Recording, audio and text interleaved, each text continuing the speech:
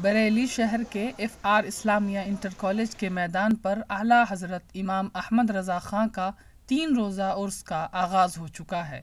इस साल उर्स रिज़वी की ख़ास बात यह है कि ये 7 साला उर्स मनाया जा रहा है, लिहाजा मुल्क और बैरून मुल्क से लाखों ज़ायरीन बरेली पहुँच चुके हैं।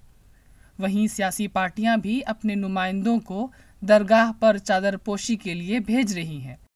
तो आज के आने की जो बुनियादी वजह है, जो मुख्य विषय है, वो ये है कि अखिल भारतीय कांग्रेस कमेटी के राष्ट्रीय अध्यक्ष श्री राहुल गांधी जी और कांग्रेस पार्टी की शीर्षस्थ नेता श्रीमती सोनिया गांधी जी की तरफ से हर वर्ष यहाँ जो उर्स होता है उसके संबंध में अकीदत के तौर पर उनकी तरफ से चादर आती है।